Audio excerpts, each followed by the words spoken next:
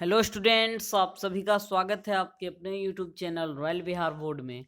आज के इस वीडियो में बायोलॉजी के काफ़ी ही महत्वपूर्ण चैप्टर जीव जनन कैसे करते हैं इससे रिलेटेड 20 ऑब्जेक्टिव क्वेश्चंस हम आपको आज बताएंगे।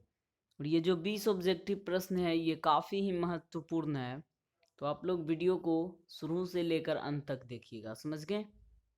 और चैनल को सब्सक्राइब नहीं किए हैं तो सब्सक्राइब कर लीजिए, साथ में एक बेल आइकन आता है तो बेल आइकन को ऑल पे दबा लीजिएगा, समझ गए, ताकि जब भी क्लास स्टार्ट हो तो आपके पास नोटिफिकेशन पहुंचता रहे, समझ गए। और आप लोगों को इसका पीडीएफ चाहिए तो आप लोग टेलीग्राम ज्वाइन कर लीजिए, समझ गए, रॉयल बिहार बोर्ड का टेलीग्राम। आइए शुरू करते हैं बिना वक्त को गवाए पहले नंबर प्रश्न से। पहला नंबर प्रश्न देख लीजिए क्या कह रहा है। पहला नंबर प्रश्न है कि किस प्रकार के अलैंगिक जनन में जनक के शरीर से कलिका निकलती है। ऑप्शन नंबर ए है मुकुलन, बी नंबर ऑप्शन है विखंडन, सी नंबर ऑप्शन है अवखंडन और डी है पूर्ण जनन। तो आपको यहाँ पे बताना है कि किस प्रकार के अलैंगिक जनन में जनक के शरीर से कलिका निकलती है। आपको बताना है ऑप्शन नंबर ए है मुकुलन, बी नंबर ऑप्शन है विखंडन, सी है अवखंडन और डी है पूर्ण जनन। तो इसका right answer option number A हो जाएगा मुकुलन, समझ गए। Option number A is the right answer, समझ गए। काफी ही महत्वपूर्ण प्रश्न है। चलते हैं अगले नंबर प्रश्न की ओर चलते हैं। अगला प्रश्न देख लीजिए क्या कह रहा है। अगला प्रश्न है कि पुंकेसर का वह भाग जिसमें परागकण अवस्थित होता है उससे क्या कहते हैं। ऑप्शन नंबर ए है परागकोश, बी नंबर ऑप्शन है तंतु, सी है कॉर्पेल्स, डी नंबर ऑप्शन है वर्तिका। आपको यहाँ पे बताना है कि पुंकेसर का वह भाग जिसमें परागकण अवस्थित होता है उसको क्या कहते हैं। तो उसको क्या कहते हैं, तो उसको परागकोश कहते हैं, समझ गए। ऑप्शन नंबर ए इसका राइट आंसर हो जाएगा, समझ गए। चलते हैं अगले नंबर प्रश्न की ओर। अगला नंबर प्रश्न देख लीजिए क्या कह रहा है। अगला प्रश्न है कि निम्नलिखित में किसमें स्वपरागन नहीं होता है। ए नंबर ऑप्शन है सूरजमुखी, बी नंबर ऑप्शन है बालसम, सी है पोर्चुला का और डी है मटर। तो आपको यहाँ पे बताना है कि किसमें स्वपरागन नहीं होता है। काफी ही महत्वपूर्ण प्रश्न है, समझ गए। तो इसका आंसर क्या हो जाएगा, और इसका आंसर ऑप्शन नंबर डी हो जाएगा, समझ गए। Option number D is the right answer. चलते हैं अगले प्रश्न की ओर। अगला प्रश्न देख लीजिए क्या कह रहा है। युग्मकों में गुणसूत्र की संख्या कायिक कोशिकाओं में गुणसूत्र की संख्या के ऑप्शन नंबर ए है बराबर होती है, बी नंबर ऑप्शन है आधी होती है, सी नंबर ऑप्शन है दोगुनी होती है और डी है इनमें से कोई नहीं। तो आपको यहाँ पे बताना है कि युग्मकों में गुणसूत्र की संख्या कायिक कोशिकाओं में गुणसूत्र की संख्या के क्या होती है। तो क्या होती है, तो आधी होती है, समझ गए। ऑप्शन नंबर ए इसका राइट आंसर हो जाएगा, समझ गए। चलते हैं अगले नंबर प्रश्न की ओर। अगला प्रश्न देख लीजिए क्या कह रहा है। अगला प्रश्न है नर युग्मक और मादा युग्मक के संकलन को कहते हैं। ऑप्शन नंबर ए है किण्वन, बी नंबर ऑप्शन है निषेचन, सी नंबर है अंकुरन और डी है परागन। तो आपको बताना है कि नर व मादा युग्मक के मिलने की क्रिया को क्या कहते हैं, निषेचन कहते हैं, समझ गए। ऑप्शन नंबर बी इसका राइट आंसर हो जाएगा, समझ गए। Option number B is the right answer. चलते हैं अगले प्रश्न की ओर।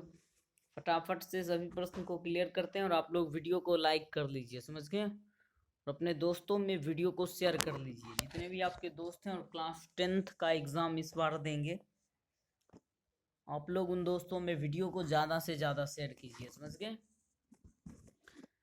चलते हैं अगले नंबर प्रश्न की ओर। अगला प्रश्न देख लीजिए क्या कह रहा है। अगला प्रश्न है कि पौधों में निषेचन के उपरांत बीज विकसित होते हैं।